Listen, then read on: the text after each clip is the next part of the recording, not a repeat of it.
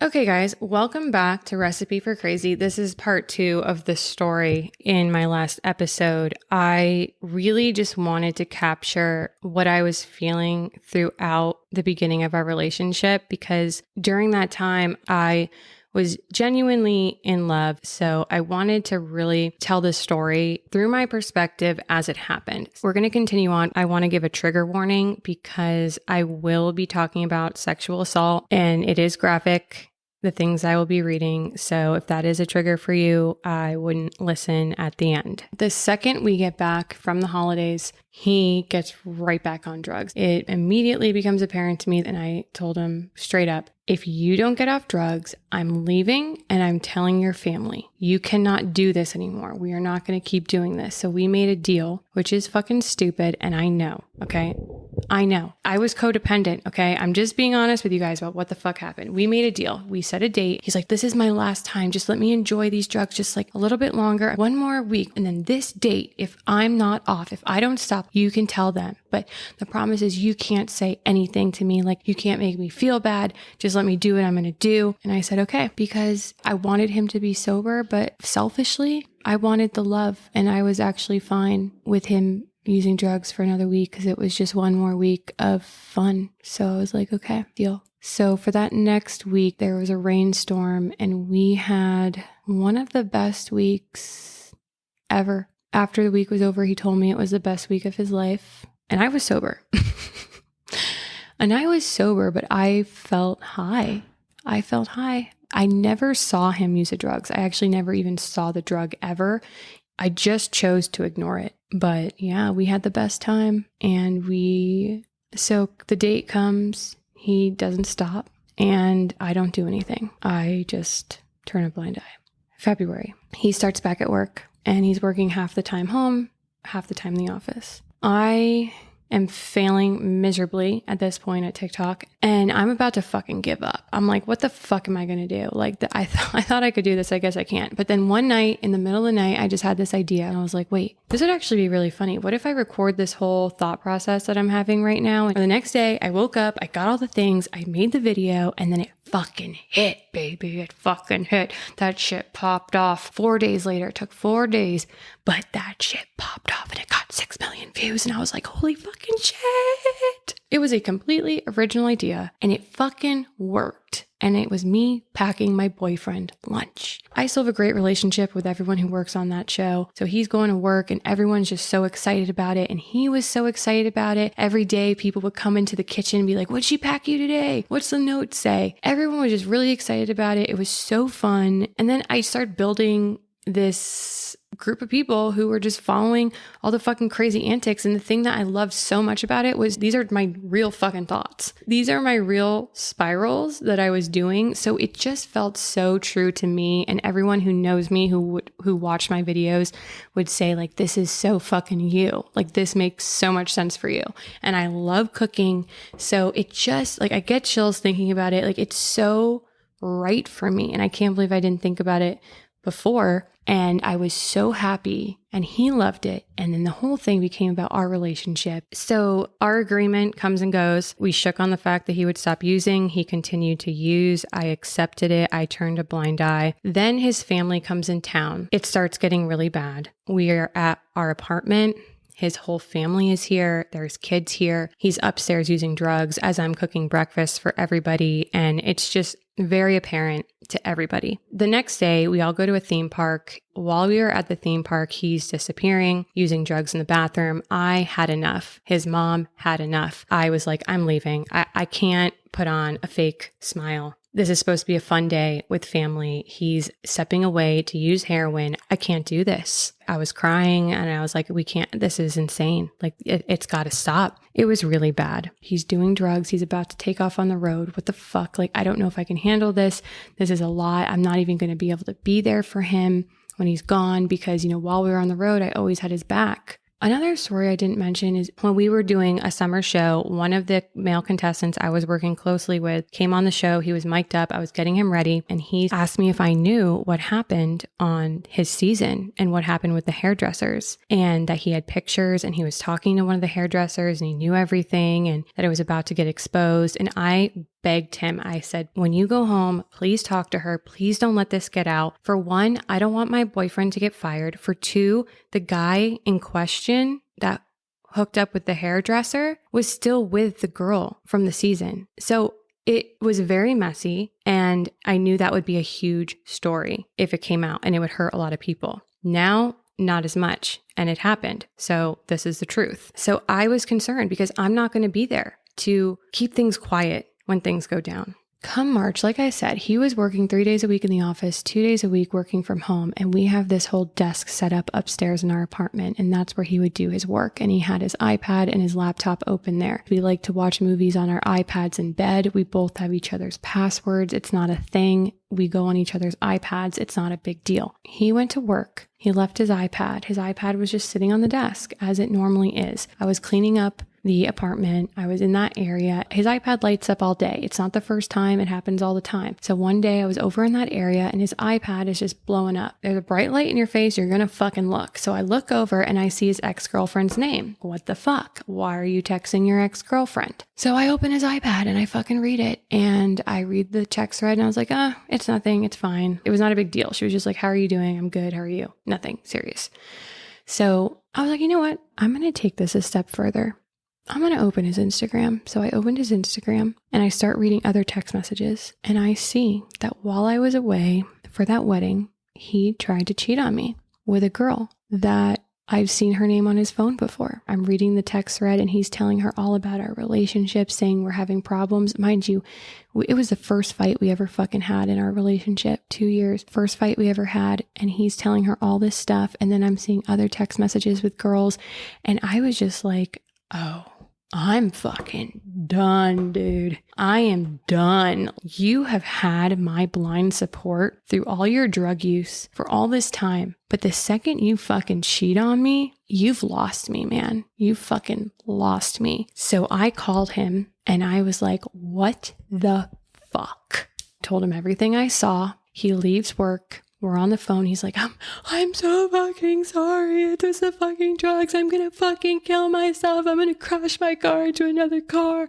I was like, I don't give a fuck. We're done. We are done. You're packing your shit and you're leaving. It is over. I told his mom. I told his best friend. I told them I just broke up with them. His best friend just said, good. Don't let him back in the house. He needs to hit rock bottom if he's ever going to get better. They were both on my side. They were like, no, you've done so much for this man. You can't take him back again. You need to kick him out. It's done. So I told him he can't come back here. He's like, where am I going to go? I'm like, I don't fucking care. Sleep in your fucking car. Okay. I don't fucking care what you do. He ends up coming back to the house. I let him in. He's begging me to stay, telling me he doesn't even know who he was texting. Like all those times, all the things I saw was him so high. He doesn't even know what he did. He doesn't even remember. He doesn't even know who these people are. And I said, I find that very fucking hard to believe. Okay. I don't care. Asking me what he can do, he can do. And I said, what you can do for me to even consider staying with you is go to rehab. That's what you need to do. And he said, no, I'm not going to rehab. Well, I'm going to lose my job. I'll never get my job back. Blah, blah. I'm like, I don't care. I don't care. If you don't go to rehab, I'm done. Next morning we wake up and he says, okay, I'll go to rehab. I couldn't fucking believe it. I called his friend. We start trying to find him a place to go. I tell his mom, everyone's super excited. They're happy. His mom was like, I'm really sorry this happened to you, but I'm really grateful that like he's going to go get help. His sponsor ends up finding a rehab. He goes. That was crazy. I completely broke down. I was like, whoa, because you have to understand, he and I spent every single waking moment together. We worked on a show together. We lived together. We were together nonstop.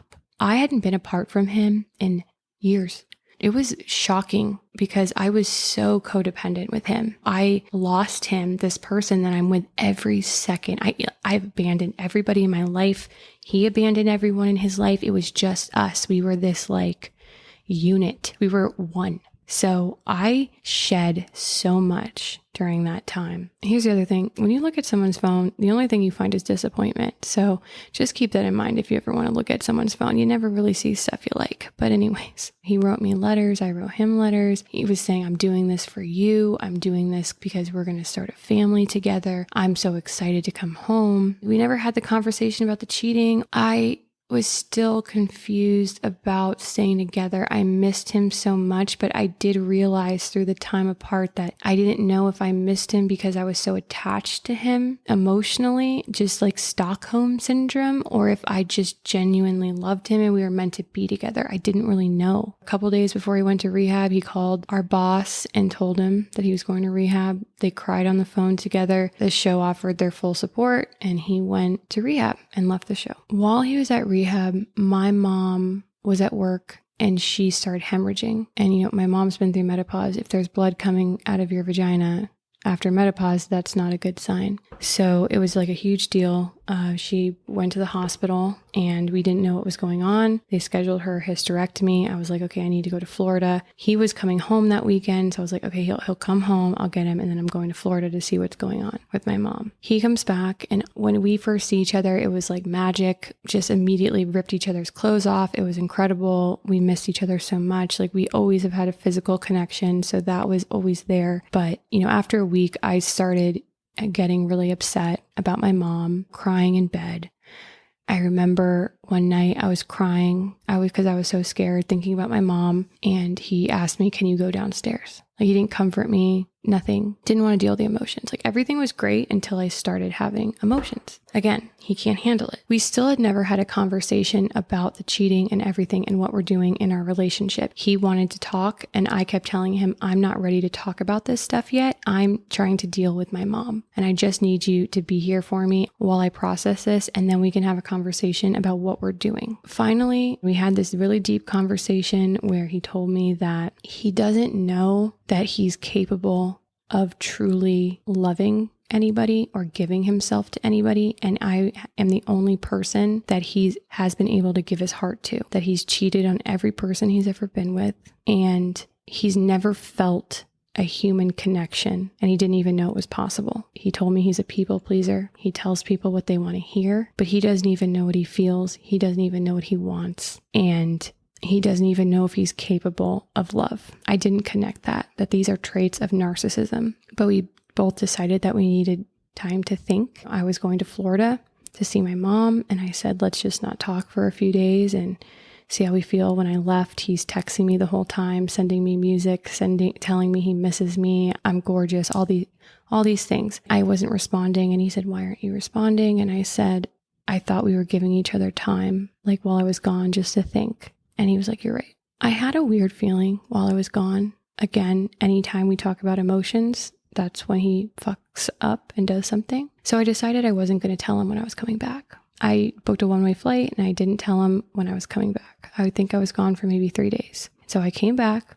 didn't tell him I was coming. He was at rehab camp. Basically, after you go to rehab, you go into a partial hospitalization program and you're supposed to live in a sober house, but he rejected doing that because he wanted to come home with me. And he also just didn't want to be in a sober house because it's a bunch of dudes and he just didn't want to do it. So he was at his little rehab camp. I didn't tell him I was coming home. I think it was a Monday. Came back. I come in the house and all of our pictures are off of the wall. And I was like, what the fuck? Like I fucking knew there was a girl here. Why else would our pictures be down? So I asked him, I said, I'm back. And he was like, what the fuck, you're back? Why didn't you tell me? Why didn't you tell me you were coming back? And I was like, it was just like a last minute thing. Obviously, like it's a fucking 6-hour flight from Florida back to California. I didn't fucking tell him because I wanted to know what the fuck was going on. He told me that because I wasn't responding, that he took them down because he missed me and it was too hard to look at the pictures of me. Got it. While I was gone in Florida, I found out my mom has cancer. And not just any type of cancer, but it's a really aggressive form of cancer. It's uterine, it's stage 4, and it's called serous or something like that. And it's a very rare type, and it's not good. I was obviously really going through a hard time. A couple days later, after I got back, I was like, you know what, maybe he did just miss me. We do have such a bond. We have such a bond. Such a bond. Of course he missed me. What do you mean, of course? Why wouldn't you miss me? It's probably so hard to look at my face because you love me so much. That's what I'm thinking, okay? I decided to believe it. A couple of days later, he loses his keys. He can't drive his car back home from rehab camp. So the morning we wake up, I'm doing the laundry, I'm going through the dryer, and I find a pair of panties that are not mine. I know in my shrimp panty video, I use like a pair of pink underwear. That wasn't the underwear. It was actually just like a tan pair of underwear, but the texture was weird. I know all my underwear. It wasn't my fucking underwear. I knew it.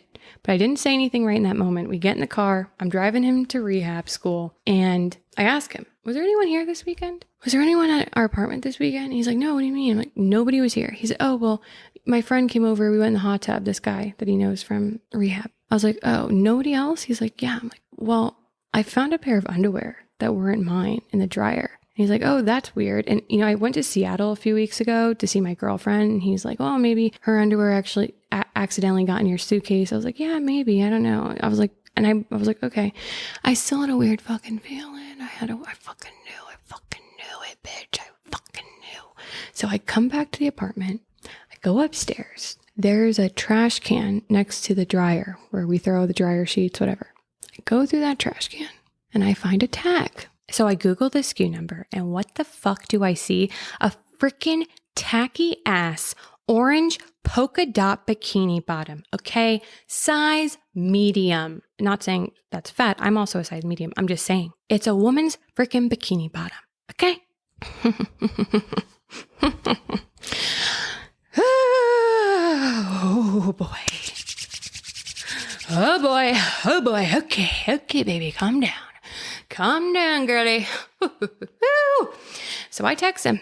I said, I just found a fucking tag for a bikini bottom. And he said, oh, I just got a new bathing suit. I said, so you're a cross-dresser now. You're done. You're done. You're moving out. You're taking your shit. You're done. Okay? He comes back, comes upstairs. I'm upstairs in the bedroom. We end up fucking like animals. Okay? I'm fucking crazy. Okay? I just found out this bitch probably cheated on me, had a fucking girl in this house, and we fucked like animals. It was wild. And after we were done, I said, you're out of here. That was the last time you get to fuck me. Hope you enjoyed it. Move your shit out. Packed up his stuff and he left. Prior to leaving, I said, listen, I don't give a fuck what you do on these streets. Do not fuck any cast members from the show we worked on. Do not embarrass me again. You've embarrassed me enough. And it probably wouldn't be wise for you to go back and fuck some bitches if you want it from the show, if you want to get your job back. Don't do it. And he understood and he agreed. I said, you can go gangbang whoever the fuck you want. I don't give a shit what you do. Just don't fuck any of them. It's embarrassing. So June, July, I was depressed as fuck. May, June, whatever it was. I didn't post anything on TikTok. I didn't know what to say. My entire page is revolved around our relationship. I didn't know what to fucking do. I didn't know what to do. I was so depressed. I was taking a lot of Xanax. I'm not even going to lie. I don't even remember a lot of that time. I was thinking about my mom. I was thinking about the cheating, the underwear. I didn't know what the fuck to do. I was kind of dating again. I started talking to people. I ruined a lot of really good relationships with a lot of really good guys because I wasn't ready to date. I went to Florida to see my mom. Then I come back and we start sleeping together again. He would come and go to the apartment as he pleased. And I eventually posted that Get Ready With Me where I tell the story, the shrimp panty, all that stuff. He doesn't say anything, but what he does is he just shows up to the apartment and he's like, what the fuck? Delete that. And I was like, I'm not deleting it. The reason he gave me is because it upset his mom. He said his mom's very upset and he knows I have a soft spot for her. I broke down. I had been so low at this point. This is the thing that brought me happiness. So I just started breaking down and I told him just how empty I've been feeling. I need to get my life back. And finally he caved and he said, keep it up. I found out that his mom never even saw the video. She didn't even care. The reason why he wanted me to take it down is because some girl he was talking to saw it. He didn't give a fuck about the video. The only reason he wanted it down is so he could continue sleeping with girls and they wouldn't see my TikTok and then know who he was. Okay? Nothing to do with his mom. His mom didn't care. I finally started feeling like myself again. I feel like, okay, I have a purpose. For so long I had no purpose. I was just rotting away in the apartment, taking Xanax, being a fucking idiot, being a bum, just doing nothing for myself. Like I would have to force myself to go on walks. I would have to force myself to eat. It was just so fucking bad. But once I started posting again, I felt good. And he didn't care about any of the videos I posted. The only thing he cared about is when I did post that cream video and he told me it broke his heart. And it sucked to hear. I don't feel bad. I don't And I really did do that. I really did squeeze that fucking, you got to watch the video. I'm not going to say it now, but I squeezed that shit down the fucking toilet. Fuck you. I hope your dick falls off. Come mid-July, August, he comes here. So I have a house in Joshua Tree, and I told him out of the kindness of my heart that if the place was open and it wasn't being rented for an Airbnb, that he could come stay here as long as you don't bring any fucking girls here, and I'll go to Joshua Tree. I told him, I'm going to go to Joshua Tree for a few days if you want to come stay here, because he's living with his parents and get a break from your parents. So he comes here, he gets here early. I'm still here. We see each other, we fuck, and he leaves for work. And then he texts me and said, hey, like, did you leave for Joshua Tree yet? And I said, no. And he said, don't leave. And I was like, okay. So I stayed. And so for the next month, he stayed at the house. And we were living back together. We were sleeping together. We were playing house. I was talking to his best friend, and his friend was like, this isn't a good idea. You shouldn't be doing this. The entire time he was here, he didn't go to one sobriety meeting. And I was like, well, it's not my fucking problem. And his friend said, it's not a good idea. Like, you shouldn't do it. He should be in a sober house. None of this is good. At this point, I was feeling good about myself. I lost weight from my depression. And I was down to fuck with him, you know, and in my eyes, an old body is not a new body. Okay. So it's not another notch on my belt. It's kind of safe to just keep banging him because no harm, no foul. So I was just kind of having fun sleeping with him. Although now I realize you can't do that. When you break up with someone, you need to go no contact and you need to heal and you need to learn. One night, he pissed me the fuck off. He insulted my mom. He insulted me. He insulted how I'm handling my mom's cancer. He said, you should be in Florida right now. Like, what the fuck are you doing here? You need to be there. First of all, it's none of your fucking business how I'm handling my mother's cancer. So he always would say things to bring me down, like I mentioned before, but this time was different because, like I said, I had no connection to him. I no longer needed his approval, and he didn't know that. So he had no power over me anymore. And I could see right fucking through him. Like, as he's telling me that I need to go to Florida and I'm handling my mom's cancer poorly and all these things, all I'm thinking to myself is, you are full of shit, dude. You are so full of shit. Like, I know exactly what you want right now. And you think I'm fucking buying this. I don't buy your shit anymore. He was trying to make me feel bad so I would leave. He was fucking around that whole time. Not that he owed me anything. We weren't in a relationship, but he told me that I wasn't allowed to sleep with anybody. Otherwise, I would be dirty. Okay. So I'm like, okay, well, if I'm not sleeping with anyone, you better not be sleeping with anybody. What the fuck? Even though we're not getting back together, we're just fucking each other, but just exclusively fucking each other. He wanted me out of the apartment in Florida so he could have the place to himself. He didn't give a fuck about my mom. Then he would tell my mom over FaceTime, oh, I'm going to shave my head for you. Because, you know, my mom was losing her hair. He's such a fucking liar. This is where things start to escalate. Okay. This is when it starts to get insane. It is August 11th. He's at work.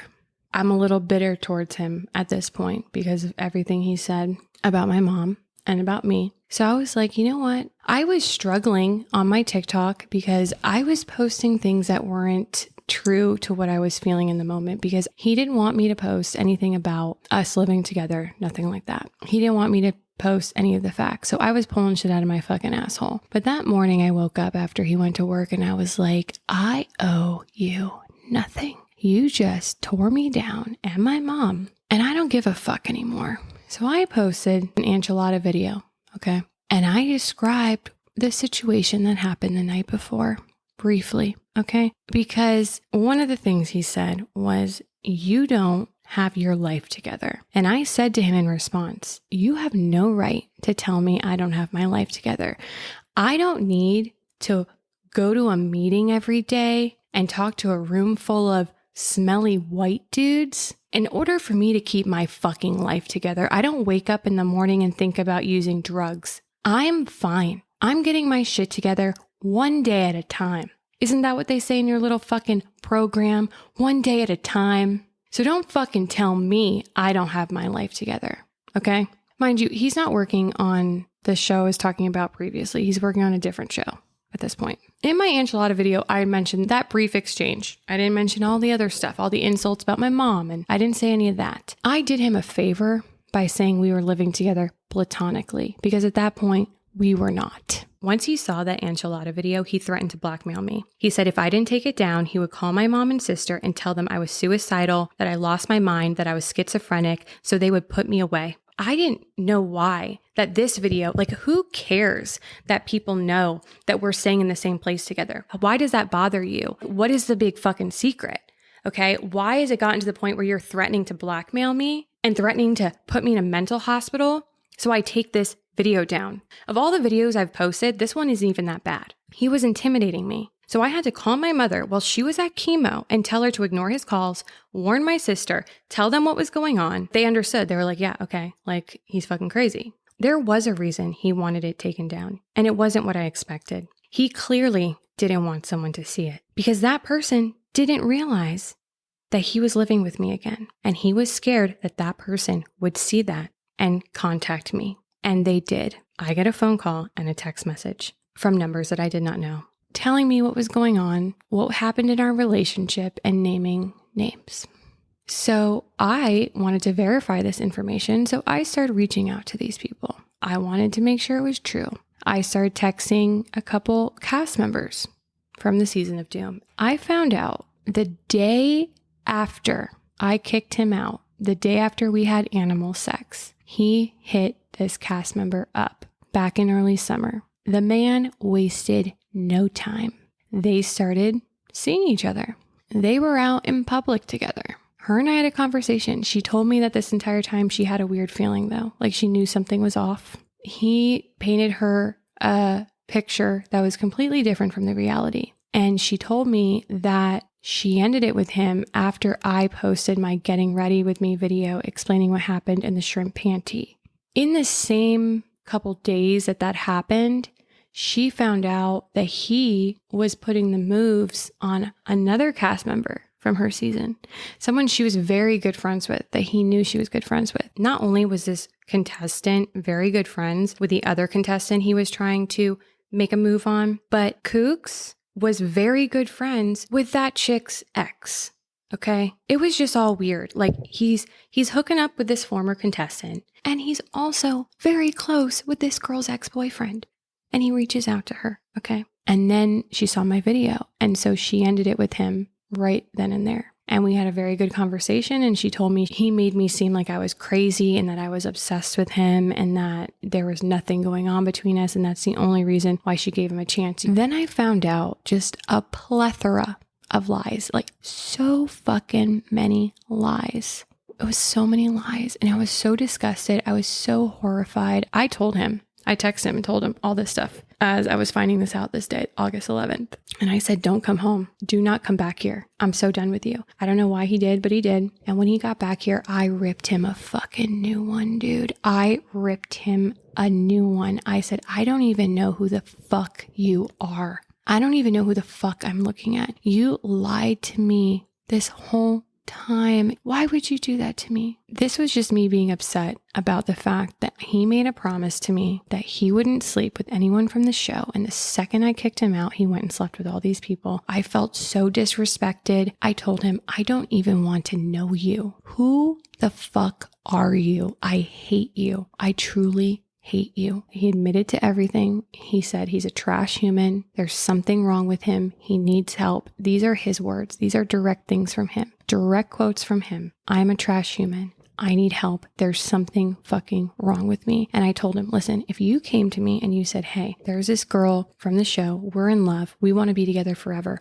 I know it's weird, but this is what it is. I would have said, cheerio, buddy. I believe in love. If you love this person, you want to be with them, go be with them. I support you. Have fun. Enjoy your life. So I told that to him and I said, did you like these people? Were you just using them? And he said, I was using them. I just wanted to fuck. I knew they wanted to fuck me. I knew they liked me. I knew they had crushes on me. And I took advantage of that. And I said, okay, great. You fucking suck. I hate you.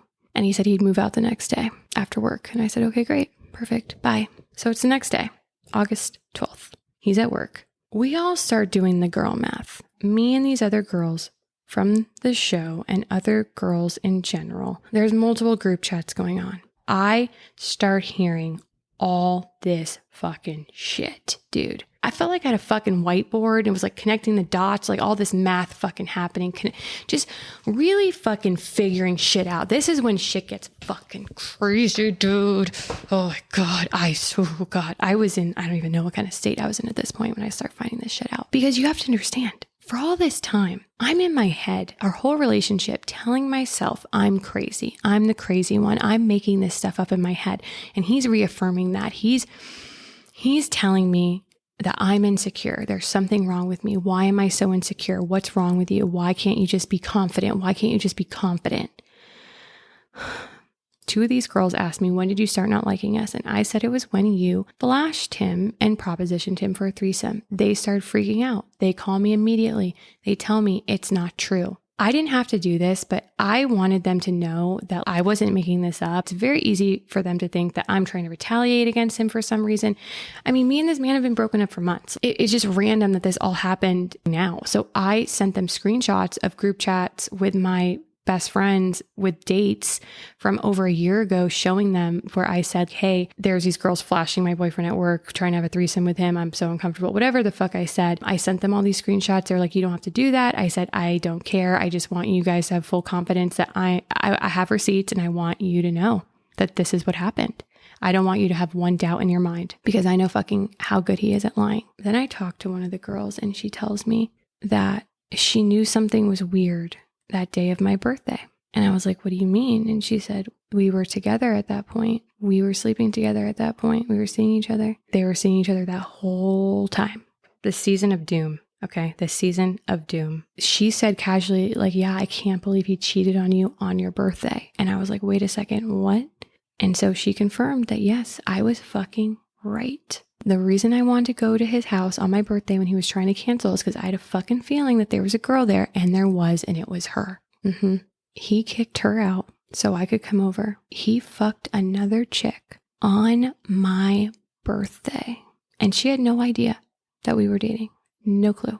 A couple of days ago, I really started doing the math. I was thinking about this podcast and what I was going to say, and I started thinking, and I realized something. She posted a story that night that ended up on Reddit that made all these people speculate that she was seeing a guy from another show. I realized that my girl from that stage show, my contestant, is on stage, and she tells her, when I got home, I was sad. When you got home, you fucked this contestant.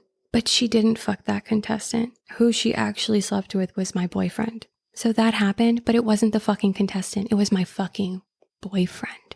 So I was right the entire fucking time. I fucking knew it. You always have to trust your goddamn gut. So that girl had to sit on stage with all these cameras and lights on her and hear this and couldn't speak her truth. Because if she did, it would fucking, I mean, imagine if she did though, that would have been great TV. No, it wasn't him. It was actually a fucking producer. Can you imagine? Can you fucking imagine? That would have been fucking good. I wish she did. I wish she did do that. That would have been wild. I just kind of put that all together the other day. Like, she sat there and this was a whole storyline. And that storyline even went into the beach. And I remember that day of the stage show, after that whole thing happened on stage, my boyfriend called the guy that she allegedly slept with to give him a heads up of what happened. And he stepped away from me to make the phone call. And I was like, oh, that's weird. Because the guy knew, his friend knew that it was my boyfriend that she was actually sleeping with, not him. Obviously, as a homie, he took one for the team. And then we got to the summer show and, they were together. I thought that was the truth because they got together immediately when he got there. So I was like, obviously, the whole thing was true. Obviously, it was never my boyfriend. But no, it was my fucking boyfriend. He was fucking us both at the same time and had this little love triangle. He thought he was a fucking bachelor. It just all made fucking sense. She kept his secret. It not only would have hurt her, but it would have hurt him too. It would have hurt everybody if she said anything. But I don't know how she kept that a secret for so long. I really don't. She sat there on that stage and took it. And she was blindsided in that moment and had no clue that was happening. I don't know how the fuck she did that. I don't think I'm sane enough. I think I would have outed everyone and taken everyone down. I would have burned the fucking building. Myself and the girl who was on stage, we had no other reason to think that that wasn't true. it was true. It just wasn't the right guy. It was a different guy.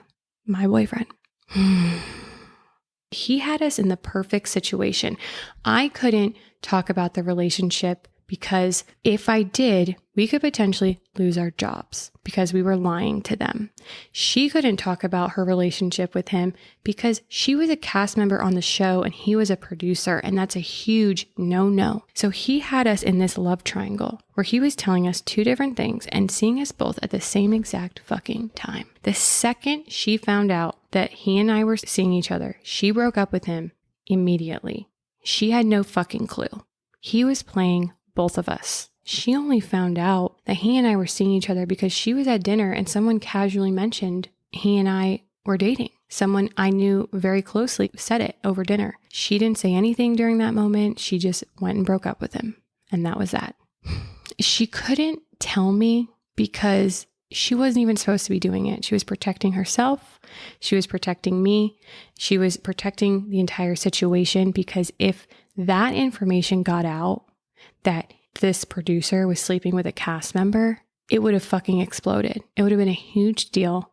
Jobs would have been lost. It would lose her opportunity to be on another show.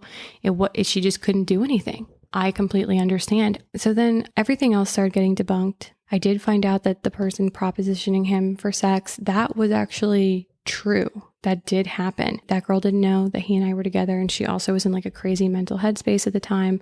She's a good person. It is what it is. I don't know if I said this already, but yeah, the flashing didn't happen. That is what really threw me over the edge because the flashing and threesome proposition is what really triggered my insecurities and made me so uncomfortable and is what started the deterioration of my mental health. So that not being true really fucked me up. And so one of the girls wanted to message him and confront him about it. And initially I was like, don't do it. He's just such an egocentric person. If he knows that like we are all putting that together, he's going to lose his mind. But then eventually I was like, you know what? Fuck it. You deserve answers. You should text him. You have your own relationship with this guy. Fucking go ahead. So she did. And as soon as she sent him that message, he blocked her, blocked the other girl, blocked me, blocked other people. And that was it. And so I sent him an email and I was just like, I just want to know why you lied about that. Because you kept it going for so long. Our entire relationship, you kept that going. Why would you lie about that? I never got an answer. I mean, we know why. Once he started blocking all of us, I started getting scared because all of his stuff is here. He can be aggressive. I was on edge. I couldn't get in contact with him. I messaged his mom and asked her, can you find out when he's coming here? I don't want to be here when he's here. I want to leave. She didn't know when he was coming here. Eventually, he just like walked in the door. He came home. Before he came home, I turned off all the lights. I was hiding in the living room in this dark corner. I don't think he even knew I was here when he got in. He started rummaging through stuff. Finally, when he put a light on, he was like, oh, but he didn't say anything to me. He's still just rummaging around. Then it gets quiet. Where the fuck is he? I look up. I don't see him upstairs. I don't see him in the kitchen. So I get up and I walk over to the kitchen and I see him hurtled on the ground and he's on my iPad. I hid my iPad before he came home because I knew he would try to go through my shit, and he found it, which I couldn't even believe because it was in like this random ass drawer. So he really was looking everywhere. He was hurtled over on my iPad and he was like, I want to know who the fuck has been texting you. And I asked him, can you please give me my iPad back? And he starts shoving me away from him. And I said, listen, I'm going to have to call the police. You're scaring me. I want you to leave. I'm going to call the police. And he's like, fucking call them. I don't care. I'm like, please just leave. He wouldn't leave. So I called the police. And then he was like, are you seriously fucking calling the police? He mouthed to me, you're about to ruin my life. I said, then stop touching me and leave. Why won't you leave? I called the police because I just wanted them to control the situation, get him out of there. I had no intention of telling them anything about him putting his hands on me. I don't want that. I don't want to talk about it. I don't want to talk about the other times it's happened. I've never called the police before. I just don't want to be attached to that. Eventually they were like, listen, you need to tell us exactly what happened step by step because someone is getting arrested tonight. And I just started crying. I was like, what do you mean someone's getting arrested? And they told me that there's this law because of O.J. Simpson and his wife, because she called in domestic violence multiple times. She obviously ended up getting murdered. So now whenever there's a case of domestic violence, someone gets arrested. I said, I don't want him to get arrested. I don't want anyone to get arrested. I just called you guys because I was scared and I needed help. And I just wanted him to leave. I just want him to go. They said there was no choice in the matter. So he ended up getting arrested. I called his friend right after he left. His best friend, who's like very aware of everything that was going on, told him what happened. And his response was, that's good. He needs to be arrested. Like I said, he hadn't been going to meetings. I was already suspicious that he was using again. And his friend said he needs to hit rock bottom in order to get help. It was very heavy, very heavy. And then it got heavier. And I didn't think it could. I did not think it could. That was honestly all just nothing compared to what happened the next day. Now it's August 13th. I haven't heard from anybody. I figured at this point he's probably been bailed out. I looked it up online. I saw the whole thing, like he was there. He had a bail of $20,000. This is all public information. When he gets high, he has this thing where he buys a weapon every time he relapses, and he keeps all of his weapons in the safe. I know the code to the safe. I wanted to remove the weapons from the house before he got back here because I knew he would eventually have to come back or somebody would have to come back. I didn't know when he was coming back. I didn't know, so I just wanted them out of the house. I said in my video that I found them under the bed. I didn't want to say where I found them because I didn't want to talk about weapons at that point, but I want to give you guys the facts of everything that happened. So I went to this area in our apartment that nobody has access to in his belongings. I open it up. First I see all these like little notes on top, and it's all the love letters I've written him. And underneath these little notes that are on top, like all the little things I've put in his lunchbox, all that stuff, I see written at the top of this page, and it says secrets. Okay, I'm a human being. If I see something that says secrets, I'm going to fucking read it. So I start reading it. I found what has been described to me as a fourth step in his recovery. Your moral inventory, everything that you've done that you need to make amends for. That document, I mean, it was not one document, it was several pieces of paper, several. Going through that, it had, names, descriptions, places, people, things, people that I know, people that he's told me about, all in there. The things depicted were multiple accounts of rape with women who are unconscious and allowing other people to join in. It's really hard to talk about. It. I just want to give you the facts. I just want to be careful in what I say because, it's a big allegation to make, but it's what happened. This is real. I was in our apartment and amongst our belongings in an area that was only for him in our place. I found this. Those are the facts. I'm going to read you guys the paper I found. Of course, this is all alleged. These are papers that I found in our apartment that nobody else has access to except for he and I in his belongings. I'm only going to read you guys a couple pages. So this is what it says. In high school, I slept with a girl. I'm not going to say the name. In my friend's garage that was blacked out and pretty much unconscious. In the morning, she had no idea that it had happened. In college, I slept with a girl that was extremely drunk and didn't really know what was going on. I took pictures and videos of her naked and she didn't know I was doing it. One time I brought a girl home from a bar by blank college and she was wasted. After we banged, she passed out and me and my friend took pictures of her naked and touched her.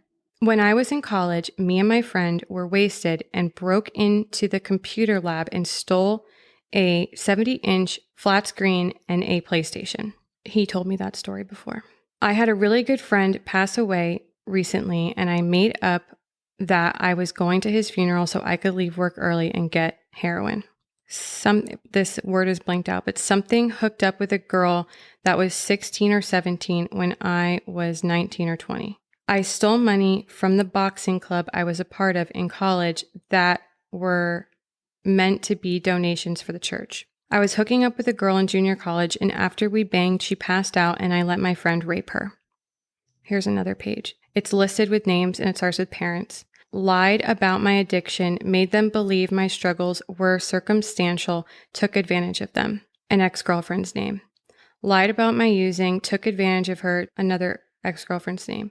Cheated on her, broke up with her, ran randomly on the phone, dated someone in another state while dating her, another ex-girlfriend. Was never fully truthful with her, played with her heart, another ex-girlfriend. Led her on while fooling around with her sister, said some horrible things to her, another ex. played with her feelings to get her friend to like me, pissed at her something, pissed at her when she was hurt by that. And then another name with a question mark. Hooked up with her while she didn't know I had a girlfriend. Another girl's name. Used her for drugs, was a dick to her when she got upset about it. Another girl's name with a question mark. Played her and her sister, hooked up with her once and didn't talk to her. Caused harm between her and another girl's name. Another person's name, I don't know if it's a female or male name. Dated for a while and then broke it off abruptly. On another page. I secretly recorded sex tapes with blank, blank, and blank. Those are 3 of his ex-girlfriends. I got in a car crash while under the influence of Xanax and Seroquel. I crashed into somebody and hurt their back. Right when it happened, I ran to the gas station and threw away my pipe, trees, and plus and something and pills and never got caught for it. I stole Percocets from blank after she got a nose job. I stole camera equipment from blank, blank, blank, blank, and scammed money from them by lying about how many hours I worked. That's what I found. And there's more pages, but those are a few of the things that I read and found. So when I found this, I was shocked. I felt like I didn't know him before I found this. And after I saw that, I just felt like I don't want to know you. I wish I never knew you. It changed everything. None of this is cute and fun, but it's like one thing to be talking about cheating and lying. And this is like a whole other thing. This is something very different. Once I found that, I asked him about it. I messaged his best friend about it. I told his mom. I just needed answers. I was so confused. Like, this cannot be real. Within maybe like 2 hours, a few hours of me finding this stuff, luckily, I took photos of everything. I was not expecting him to just show up here. I was not. He was here with his friend and a police escort. They were moving everything out. In front of the police escort, he told me that I look like Jabba the Hutt and that I'm fat and I look disgusting. I'm assuming this police escort has body cam footage, so this can 100% be proven. So I feel completely comfortable saying all these things that he said that happened. Like, there's a lot of stuff that I'm leaving out that he did. I'm only telling you the things that I can prove. He told me that he's like, we're taking the boat out with these hot chicks this weekend to Catalina. And then was telling me I was fat and ugly and looked like Jabba the Hutt. And I just want to note that weekend there was a hurricane in town, like the worst storm in like 100 years in California, a hurricane coming here. He was telling me he was taking a boat to an island off the coast of Southern California, Catalina. Okay, sir. You're such a liar. And then his friend is literally standing there and just shaking his head and was like, dude, stop. And his friend also said to him, did you grab your papers? And he said to him, shh, because the police escort was right there. If there's body cam footage, it's on there. I'm assuming because it's a cop that there is. If that doesn't tell you anything, I don't know. He took the papers. I don't have them anymore. They are not in my possession. He has them. And yeah, that's it. I do have all the photos. Not all the photos, but I took a lot of photos of them. That was the last time we had spoken. He sent me an email and said that he would continue paying half the rent till the end of the lease because we were both on the lease, and that he's turning in his keys to the landlord. However, he did not turn his keys into the landlord, so I don't know what he did with those. The next time anything was said or spoken was that caption that he posted.